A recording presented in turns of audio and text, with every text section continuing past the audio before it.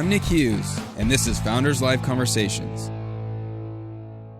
I want to welcome everyone to Founders Live Conversations. This is really a live online interview conversation with entrepreneurs, advisors, and executives in our industry. Today we are talking with Laura Malcolm, and Laura Malcolm of Give Inkind. Laura, welcome to the show. Thanks, Nick. Excited to chat with you again. Good to see you. Unfortunately, or fortunately, I guess, we're here virtually, and it's cool because we have some people, obviously from Phoenix. There's Allison there. I'm gonna say I'm actually in Austin, Texas right now. So actually, ironically, wet. Rainy Austin, Texas, and you're sitting in Seattle, Washington, or Tacoma, Washington, which is sunny. So welcome that. So for everyone, please note where you're at, if you want to, where you're listening in from. And again, we will be taking any questions that you have for Laura. But Laura, I want to really welcome you in and give us a little bit more background on yourself and a little bit of a bio. We can start there, and then we'll just jump into a really great conversation on your journey and Give Inkind. Awesome, thanks. So I entered tech about 10, 12 years ago. So I'm from Seattle. I'm a Northwest native, graduated from University of Washington.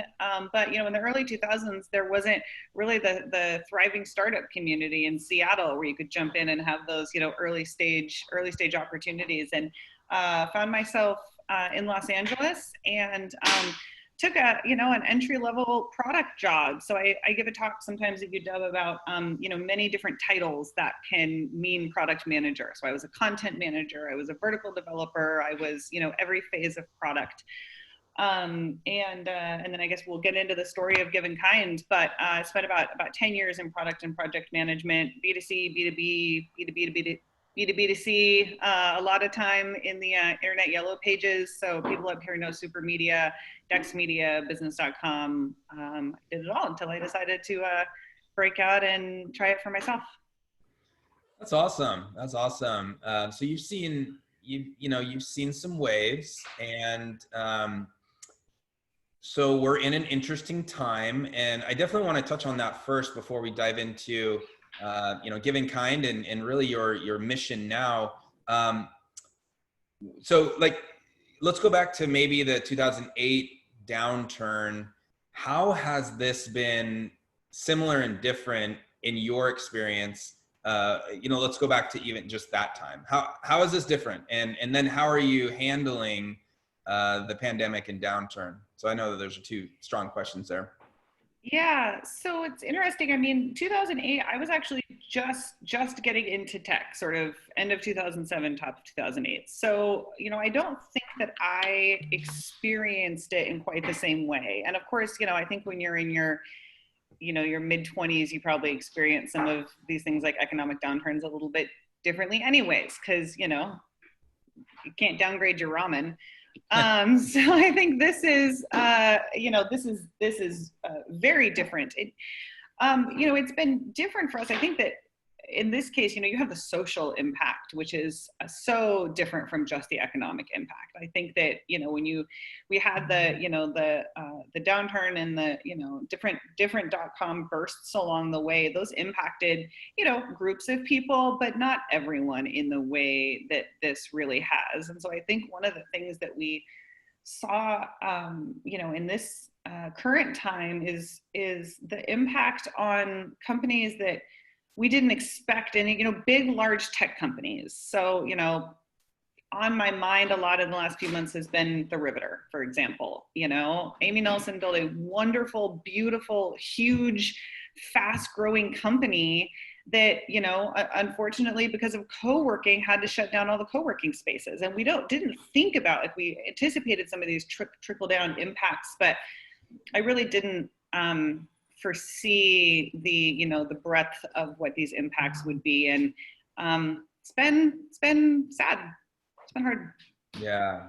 I've thought about Amy and The Riveter too. And, I've thought about the layers that are happening now, and you're absolutely right. Like, you know, when you go back the last downturn, I had a similar experience to you, which was I wasn't fully inside the, I guess, the storm at that time. And, you know, I just had a different view on things.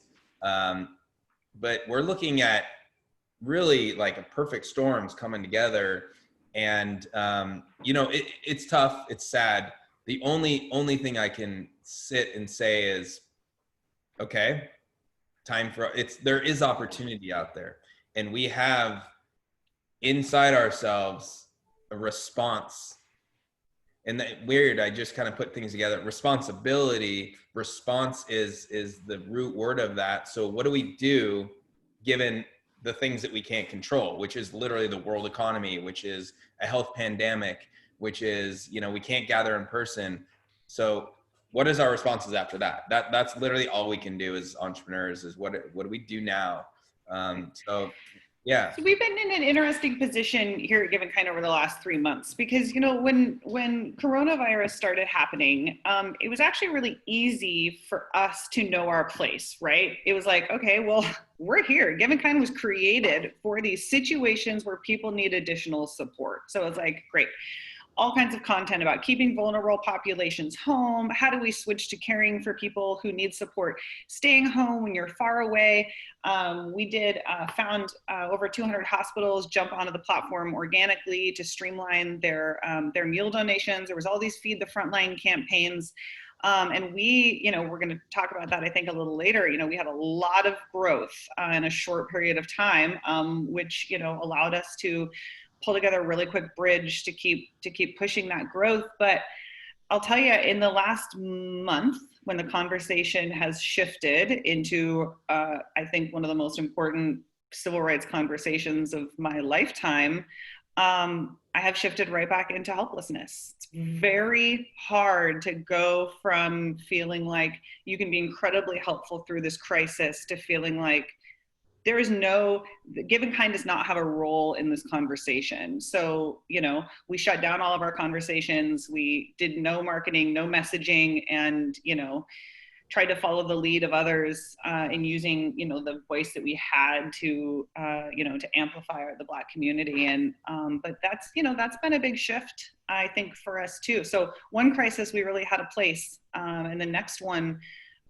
we're kind of still trying to figure that out. And I think actually it's better for us to say maybe, you know, we don't need to have a voice in this conversation, or don't need to be the voice of that conversation. And so where are you in that? And, you know, we don't need to take too much of a right turn here, but what makes most sense of a response from you on this? And, you know, what would be, I guess the question is, what sort of thoughts and decisions are leading you in a direction in this specific topic and conversation when you feel like you don't have a voice? Yeah, so in this case, it was about taking care of our own community first. So taking care of our team members who are Black, and how do we make sure that first their hearts were sort of protected during this time, and, you know, we gave days off, we gave, you know, just, you know, sort of starting there, because my concern as a leader is always for the health and well-being of my team first. When we get our most basic needs met, then we can layer on top of that and think about how we thrive. So I gave a talk last Friday on the future of work through the Bellevue Chamber of Commerce, and it was talking about optimizing for remote teams. And I talked about the phases that we went through sort of over the last 3 years, and then how the pandemic hit. We went back to basic needs. Is everybody covered? Does everybody have, you know, food, water, shelter, you know, childcare in some way if you need it? And so it was sort of the same thing when we started having a conversation, you know, about Black Lives Matter. It was like, okay, first let's make sure that everybody's needs are met, and, you know, we can feel safe at work and healthy at work. And then there was a question about, you know, how do we make a stand as a business? And I mean, I'll tell you, Nick, this has been a heck of an 8 months. I didn't really expect to go from being a, you know, self-funded team of 3 to a, you know, twice over funded team of 25 through a pandemic and, you know, a massive civil rights issue. So I struggled with thinking about, you know, we have a brand that doesn't really push the business side. So we don't share about our fundraising on any of our social channels, for example, because Give Inkind is there to be helpful, it's free. That is not our brand voice. And so, you know, we knew that we wanted to say something and make our stance very clear. But I think that, you know, a lot of brands probably struggled with like, how do we do that? And, you know, my primary user is not in my bubble here in the Northwest. They're spread throughout the country. They are, you know, through the South, and we have a lot of, you know, church communities on the platform. And so I think that, you know, we knew that it was really important to us, and we sent out a newsletter after 2 weeks of being quiet. We were vocal on our social media. We did a lot of, again, sharing of content from the Black community. But I needed to send a newsletter, and we knew that there was a very good chance that we would see a significant number of unsubscribes, and we were okay with that. You know, we said, this is important, and we need to be able to transition. We need to be able to transition on the business side into actually talking about our business again, but we weren't going to just jump into it. Emailed over 50,000 on our email list and had the lowest unsubscribe we've ever had. Wow. So it was really nice. And it showed that I think there are, you know, people and companies and founders who, you know, worry about being political, which I don't, you know, this is not a political conversation whatsoever. And I think that this just goes to show that your audience might surprise you, and that people really appreciate authenticity. And especially, you know, our brand is about being supportive. And so I think we did okay on that one. That's good to hear. It's good to hear. And look, we're all learning. You know, it's a very sensitive time. We all say things and maybe be well-meaning, and sometimes they're taken in a different way from certain segments of the population. And this is just a learning time for everyone, myself included. So, you know, I think we should just be thankful that it's a time for that. It's not easy, but it's a time for that, right? And we have to have the conversations, and they are difficult. Our leadership team is global. And so we're having conversations with people who are raised in different parts of the world. And so there is a lot of like really meaty, sort of the whys and the hows. Look, it's been hard. It has been a hard 3 months. It's been a very hard month. Very weighty with those conversations, but I believe that it's the only way that we can, yeah, you know, we need to work through all of the uncomfortable conversations, because it's, you know, so pretty comfortable life that we live. I just added to the chat, you know, this is actually a topic that we are talking about on Founders Live tomorrow, similar to this, but less of a focused interview, more of a group conversation. You know, feel free, anyone here, you know, just check it out tomorrow. It's tomorrow in the midday. And, you know, we're talking about sensitive, difficult conversations and, you know, racial biases. So, but I want to shift a little bit, you know, obviously, let's get into, you know, essentially, let's start with let's go back a little bit. What problem did you see in the world, and how did you transition into creating Give Inkind? And then we'll start into the what is it and how are you solving that? But what problem did you find in the world? Yeah, so we're not done with sensitive topics yet. Sorry. We had a personal crisis. I was, you know, in my 10th year of PM, and I was ready to go out on maternity leave. I was about 3 weeks away from my maternity leave with my first child, and we found out that she was going to be unexpectedly stillborn. It's something that happens to a number of pregnancies, so I was out on leave.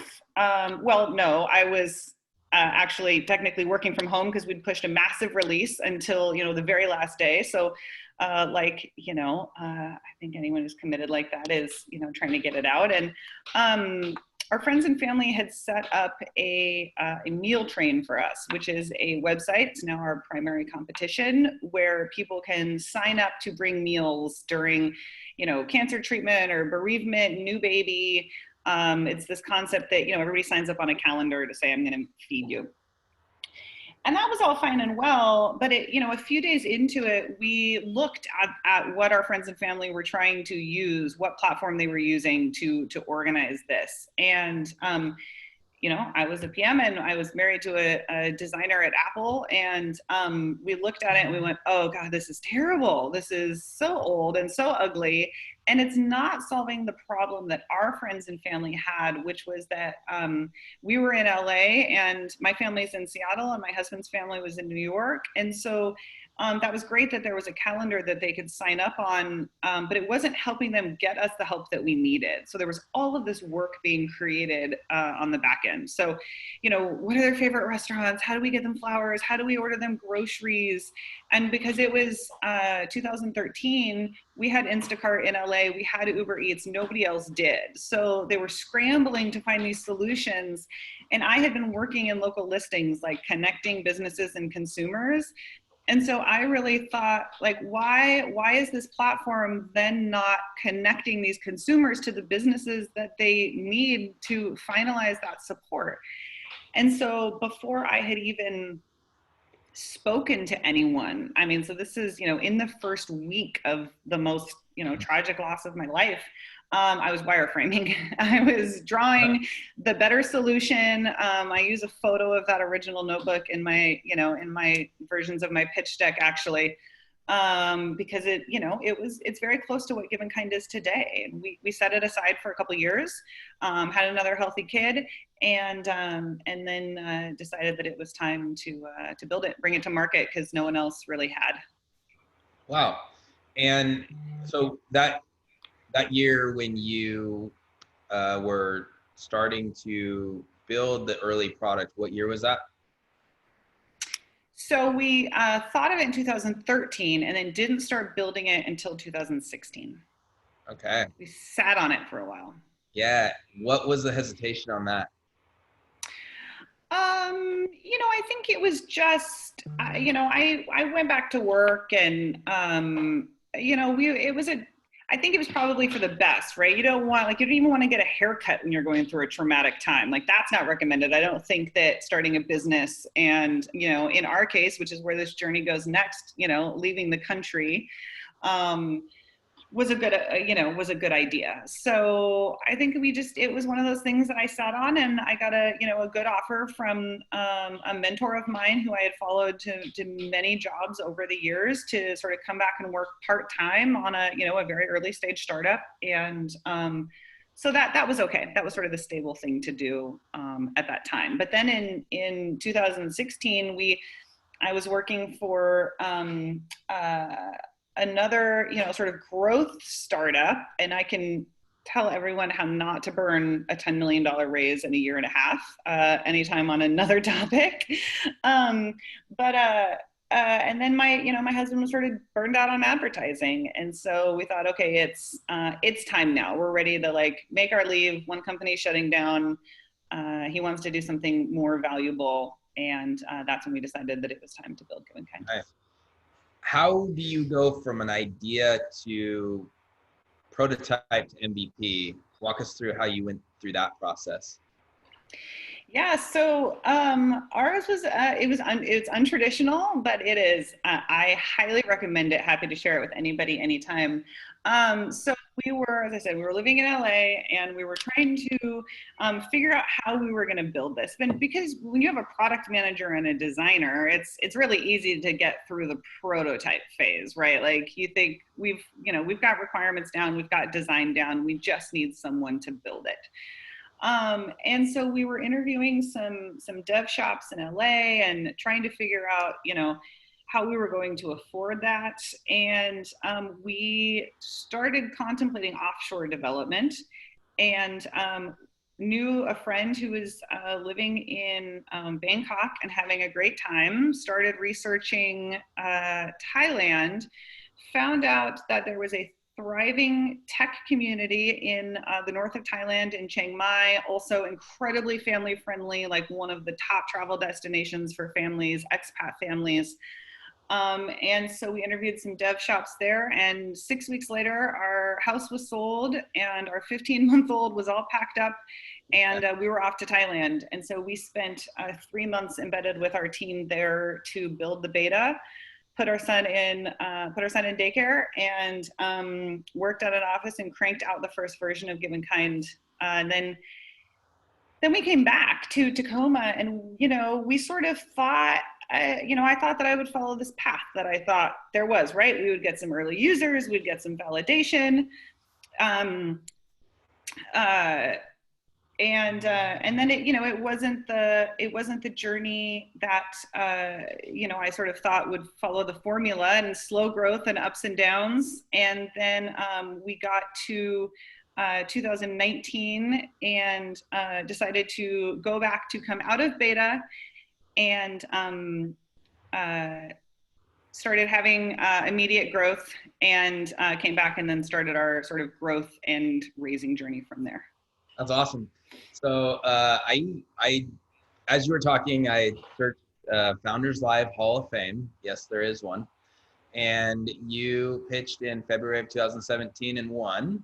That was, if I remember correctly, that was still in the WeWork. Was that downstairs in the WeWork? That was WeWork Holyoke building in Seattle. Yep. That was in the early times of when we transitioned from, I had started Founders Live. Previously it was called Feature Friday, for anyone that knows that. And then we switched over. So that was early, but still a great event. I know it was a while ago, but just like maybe bring out a few things about, your experience at Founders Live, pitching. That was kind of a crucial time as you were just describing your history. So let's go back a little bit to that. Yeah. So again, I think that was sort of, where we thought that I was going to follow a formula, right? Lots of great feedback.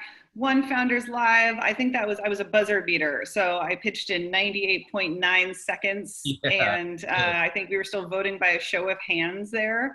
Yeah. And I think those are, sort of false flags for founders, right? Like no offense, but winning Founders Live, like you can be an audience favorite all over town and get all kinds of validation. That is very different from investors doing due diligence and deciding that you are a, venture scale business with opportunity and team and traction to build. And right. So there was a lot of that, right? Sort of early pitching, winning, good conversations, lots of, coffees with angels, and lots of, excited to see where you go, keep me posted. And that was really those, 2 or 3 years where, I think it really could have been death by slow growth, right? I think that there's this really painful place that founders can live in where you're growing just enough to keep you going, but you have not hit that growth, those loops, that traction where you start to feel like you can see the hockey stick. Right. And, I think it was whether I was, I had another kid, and my husband was, contracting at Facebook, and life was stable and I could keep plugging away on Give Inkind, but we didn't get that momentum until 2019. So, by all accounts, should I have maybe killed it during that time? Yes. Am I super glad that I did not? Yes. Let's talk about that. What kept you going? We self-funded that thing for 3 years. Like the idea that you're going to put, $150,000 into something, uproot your family, all kinds of sacrifices. Like it's really hard to give that up.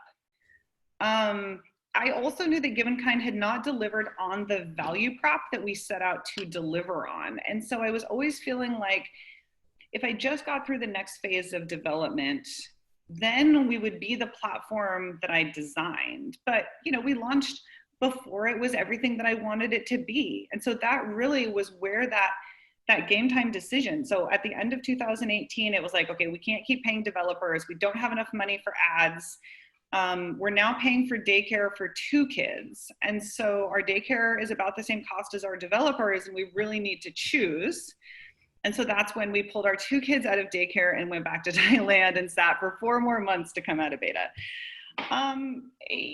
I think that it was just sheer stubbornness and, determination to see through to the next phase. So that, that sort of end of 2018 was the last. We said, if this does not get traction, then we will give it up.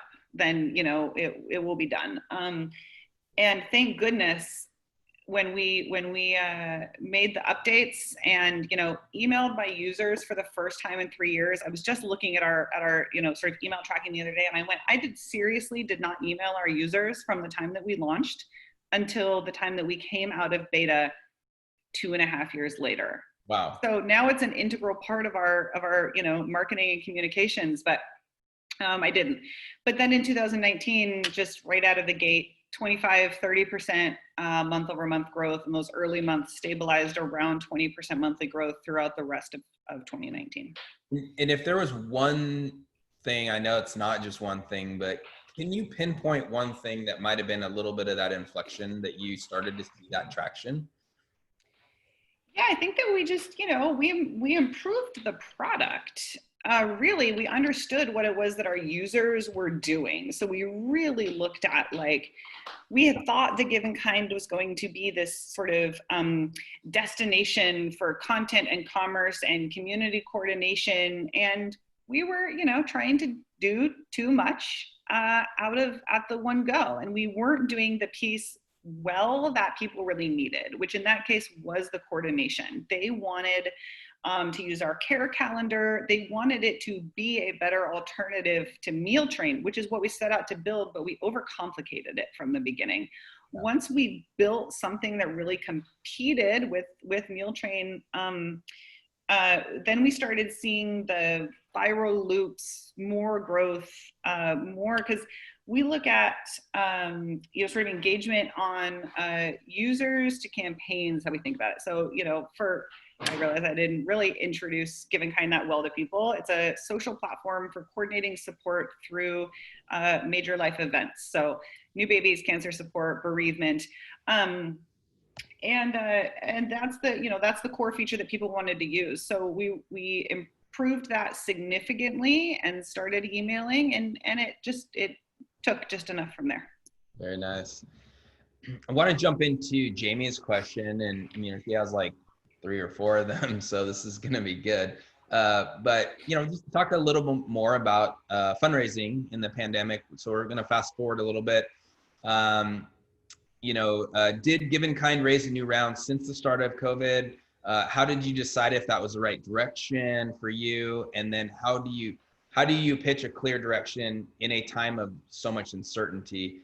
I think that's a key one. Let's save that. So just talk about your decision to raise in the time that, I guess my question on that would be, did you decide to raise before everything kind of changed? Or was this in the middle of the pandemic, we're going to raise another round of funding? Yeah, so I'm going to jump back just to October, if that's okay, because that was our first round of funding. So we were self-funded, bootstrapped 3.5 years. In October, I participated in the Ready, Set, Raise Accelerator with the Female Founders Alliance. And at that time, we opened up a $500,000 angel round. And in about 3 weeks, we had raised just under $1.5 million from Seattle investors, 28 angels and 6 funds. It was an amazing turnout by Seattle to say that, this is an impact company or an impactful company with a huge opportunity.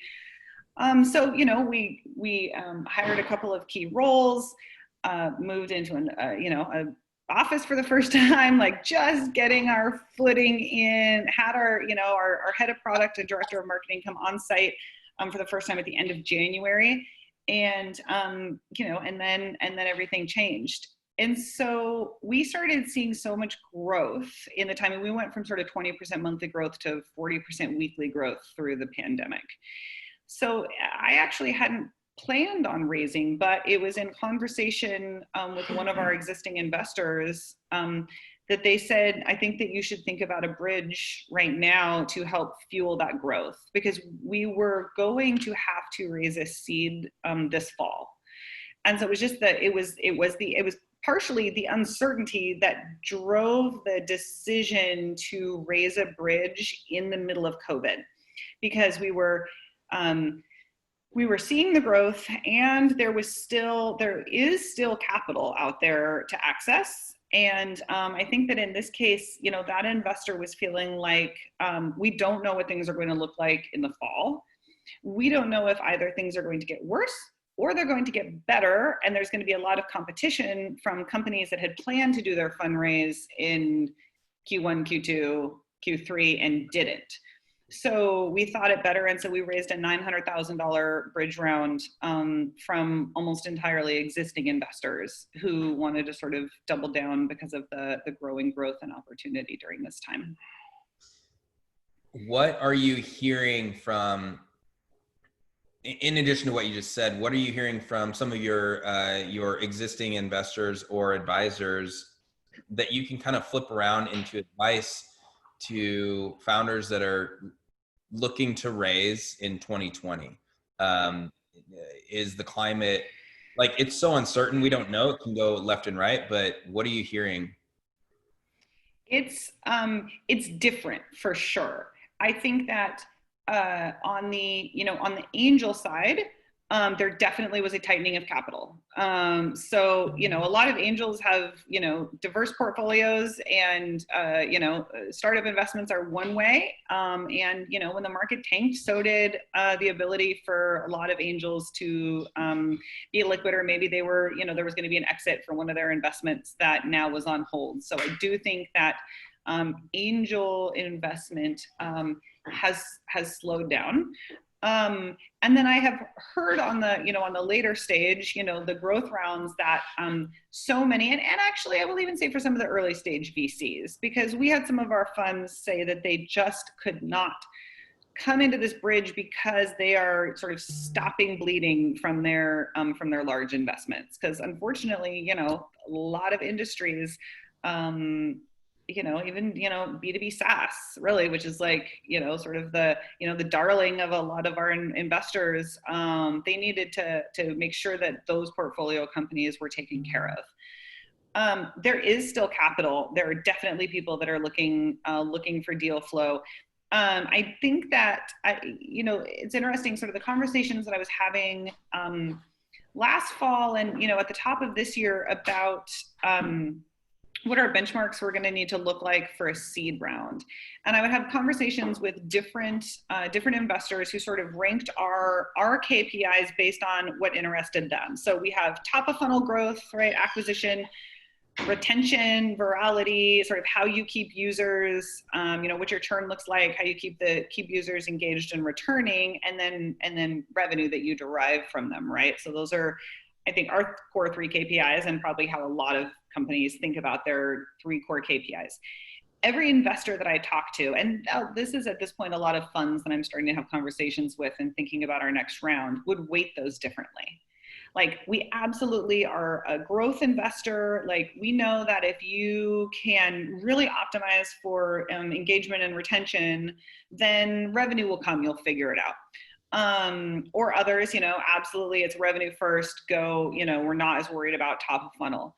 I do think that changed. I think they are really focused on needing to make sure that revenue is tight. I had a great conversation with an investor this week who said they're really focusing on product-led growth. So the idea that I think a lot of uncertainty is in acquisition, right? It's in marketing channels and how people are getting those customers. And so if they can see growth that is led from the product, right, which tends to drive the retention piece of those KPIs, then those are the companies that they're really interested in. But I think that traction. But I'm a huge believer in traction and metrics anyways, right? You have to show that you have been tracking all the things, and that you can demonstrate growth in the things that matter to your company over time. And so I think that's really what investors are going to be looking at. Yeah. How about this? A business that creates revenue, and I know that that's facetious and it's a little humorous, but that's where we're at. We're back to the basics, and so I would encourage everyone to really focus on those, and then also be looking at the opportunities for possible partnership and investment. Melissa is on the call, so good to see you on here, Melissa. If you want to actually just jump on here and ask Laura, if that's cool. If not, I can just say there you go. Yeah, so Laura, can you talk a little bit about the various viral loops that you've created so that you're growing the user base without really needing to spend money because it's creating more growth on its own? Yeah, so more ways for users to register.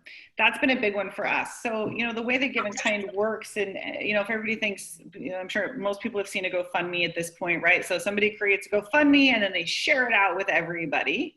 So Give Inkind works in a similar way. We acquire people who create campaigns and then encourage them to share them out broadly. As we created more places where those visitors need to register. So you don't have to register to buy something. You do have to register to sign up on someone's calendar. Oh, now you have to register to see someone's updates. Oh, now we're going to prompt you to register in a more compelling way, just to, with some different prompts. That has helped us grow our number of users who register per campaign. And then you have that audience. So the goal with a viral loop, right, is to get that audience coming back and creating a campaign of their own.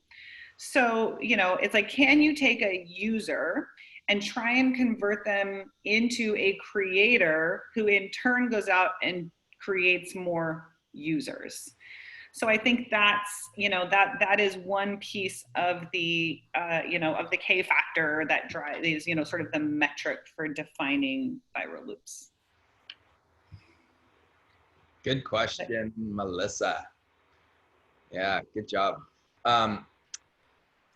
Let's go out 3, 4, 5 years.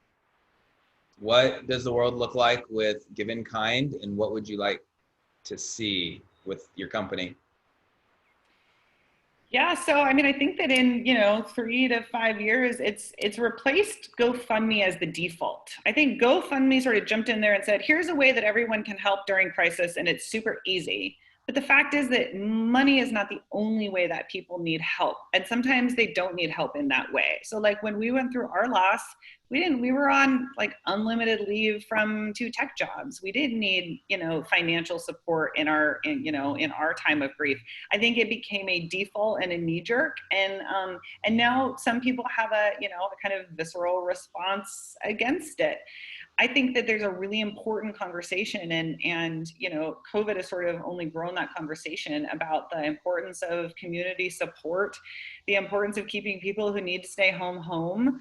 And so, I think down the road, the hope is that Give Inkind is that default response. Anytime anything happens, you can set up a Give Inkind page for someone because it's so flexible in the different ways that people get support. So whether it's showing up with a meal, or it's sending a gift card, or it is raising money, because we do let people connect their GoFundMe campaign, we let them connect their PayPal.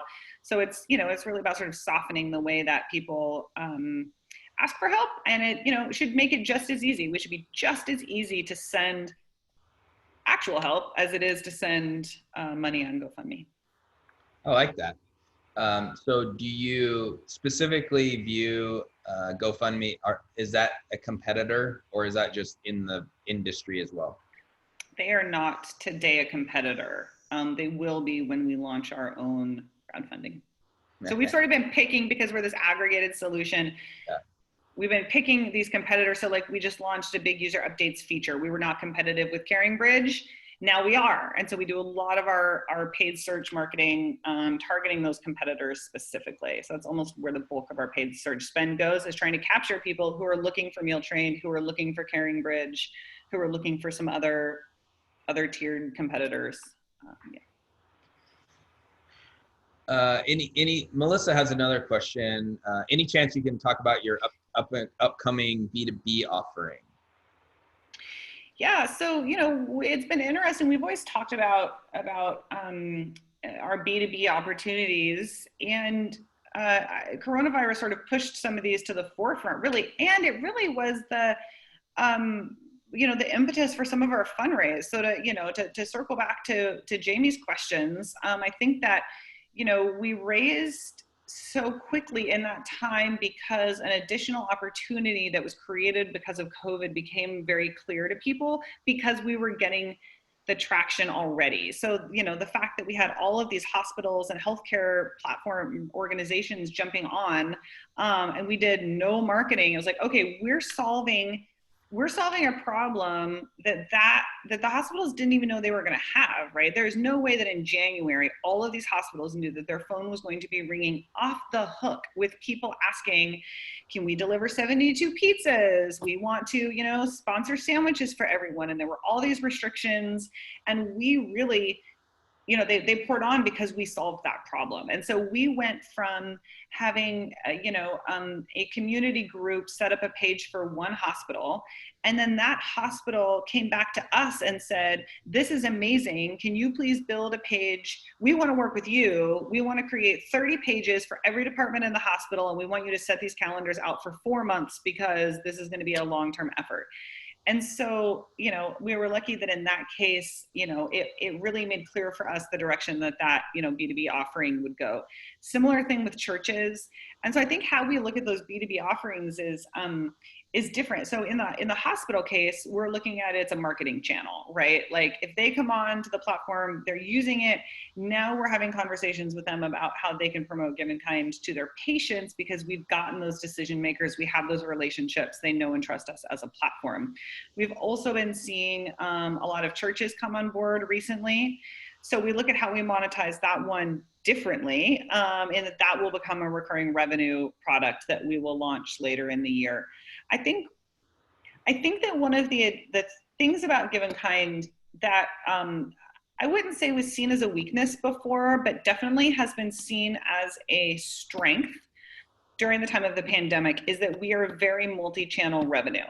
And so we've always looked at every Give Inkind page needs to drive one of our KPIs in some way. So if there's a bunch of people who just want to sign up on someone's calendar, and they're all going to drop off meals to their neighbor, we're not going to make any money from them, but we're going to register a lot of users. We've seen 800 users register on a single Give Inkind page. So a lot of, so that's value to us, right? There are other pages where everybody is just sending gift cards. We don't get any registered users, but we derive revenue. And so I think that, you know, if you present all of these opportunities to investors early on, it's really easy for them to say like, whoa, whoa, whoa, you're doing too many things. You're trying too many channels. Like you've got your finger in too many pies. But by having all of those diverse, and our revenue is derived in multiple different ways. I think that by having all of those diverse revenue streams, that actually really benefited us in the time of COVID, because we aren't reliant on a single channel. If one channel breaks, right, you're toast. But if you have 6 different channels and one takes a dip or breaks entirely because of a pandemic and an economic downturn, you can shift your focus to the other ones. So interesting. We actually don't have too much time left. And, you know, if everyone's sitting there, if you have a thought or question, you know, please type it, raise your hand. We want to give that opportunity. So one of my last questions in terms of this topic, look, you know, as a female founder, and being a part of the community, you know, I just want to ask, you know, what can Founders Live, what can we do additionally to help with underserved and the female founder community from your perspective? Ooh, more meaty content. I think that one of the disservices that the entire tech community does, right, especially to female founders, is having a lot of lightweight content. And I think that what we need, and not, again, not you specifically, right, but I think that one of the reasons that we have been so successful with our fundraising efforts over the last 8 months is that I am incredibly, I think I already said this, we have an intense model. It's very, we're very metrics driven, we're very analytical. And so I think that as a founder, I walked into these investor conversations saying, yes, we have a nice business, but like really here's the business part of it. And I don't think that there's enough content, especially for female founders and other underserved communities, to access this. Like, we need sessions on KPIs, on tracking, on metrics, on fundraising in like not just a high level way, but like, okay, now let's talk about due diligence rooms. Let's talk about being prepared. So that way nobody is caught flat-footed. And so I think that if there was more free education that really helped founders sink deep into why and when do you need an advisory board, right? Because otherwise, I know that I, in those first few years, spent a lot of time sort of going to events and hearing people talk and then thinking that it was easy.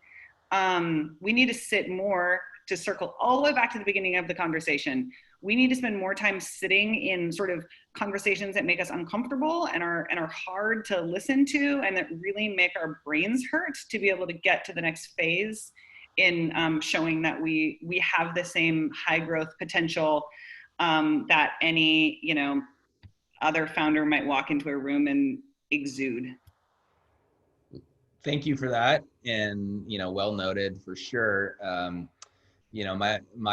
My additional thought to that is, oh man, it's so much harder said than done, right? So opportunity and challenge taken, and these are the directions that we're looking for Founders Live, especially. I think the weird kind of blurry lines for us, especially, is now that we're so global, it definitely is different in certain regions of the world. And so how do you bring the most appropriate information to the locale that meets them where they are? But I love that thought, so thank you. And yes, I desire more meaty, meaty information as well. So this is good. We have a question from Christian, and if you want to join on, unmute yourself and ask it yourself. Would love to have you do that.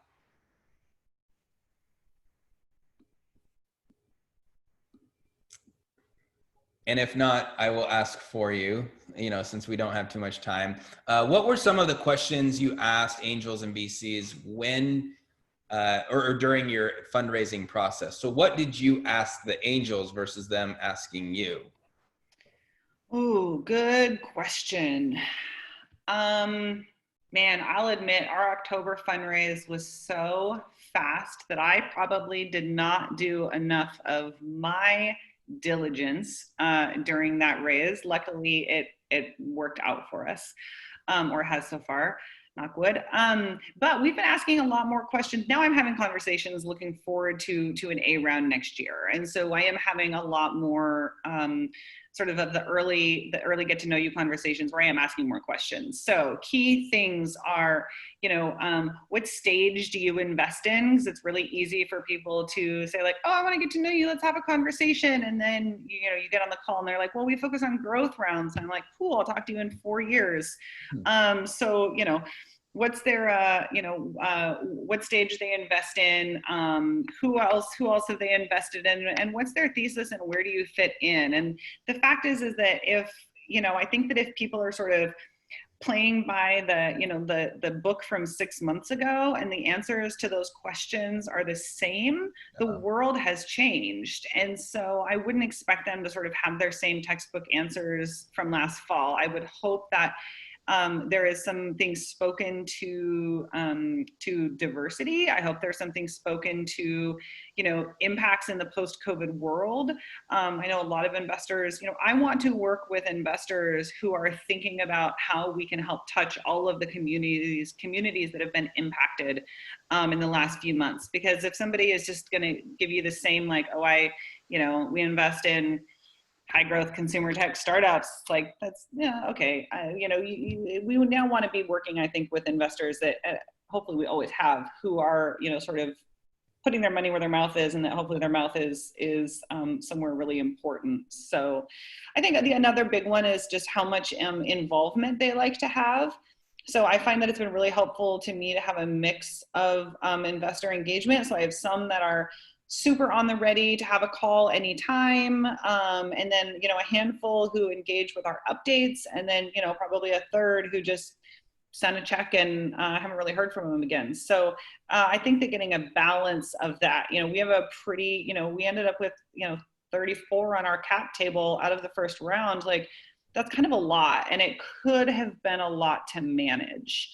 And then check sizes, like, pretty early on, like, you want to know, don't go all the way down a path with an investor that is asking you to do a lot of work and provide a lot of answers. And then turns out they invest, $5,000, which might not even be at your minimum. So you really need to balance sort of ROI on your time, because it is incredibly time consuming to fundraise. I mean, even this bridge round for us, which went really quickly, and it was existing investors, they knew us, my deal room was there, like all the pieces were there, and it is an emotional and time suck to go through it because it is so incredibly vulnerable. And so I think,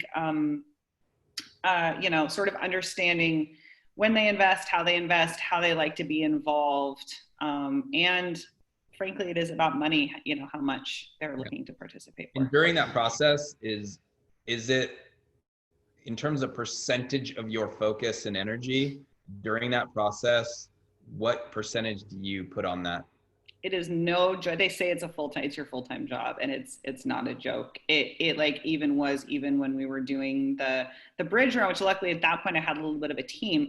It's, there are so many cliches for early stage founders that you're just like, really, does that have to be the thing? Like, do I really need to create FOMO amongst investors? And how am I supposed to make fundraising my full-time job when my full-time job is running the company? Yeah. And if I dedicate everything to fundraising, so super preparedness, happy to share with anyone, anytime, sort of like preparing that due diligence, getting all your documents together, having everything in a room so you're not chasing things down. And I believe that the more proactive that you can be during fundraising, which I believe makes you feel defensible, which is very different from being reactive and defensive. And when you are sort of bearing it all for everyone during fundraising, it is super easy to feel defensive and reactionary, and like you have to provide these things. But I think if you walk in with everything buttoned up and your business is completely defensible, then that's very different. But it is absolutely a time-consuming process, and the more work you can do up front, then it might only be 90% of your focus for 6 weeks. Wow, Laura, this has been such a great conversation. I always love our interactions and conversations. Thank you for being a supporter of Founders Live. Thank you for being an example of a great founder and entrepreneur coming out of Seattle. Well, thanks, Nick, for giving those early stage. I believe wholeheartely that the Founders Live stage is one of the best places that early stage founders can be. And, when I said earlier that it's not misleading on the founder journey in any way to stand up and have 100 or 200 or 300 people say, like, your business is awesome, because you need consumer validation also. Yeah. It's super important. So I think it's one of the friendliest places that founders can jump up and get to practice their pitch in front of a really encouraging audience. So you've built something really beautiful, and I hope it gets to come back to Tacoma someday. Well, hey, we'll be back. The world will shift. I mean, we're having some fun things online, and tonight, Founders Live Seattle is tonight, Pacific time. So if anyone wants to check that out, we will be working in Tacoma in some way, shape, or form over the future. But well, thank you so much. I know we're running out of time here. So for everyone, this was Founders Live Conversations with Laura Malcolm. Thank you so much. Great to see you. And for everyone else, thanks for jumping in here. And we do this every week, so on Wednesdays. So everyone else, have a good rest of your day.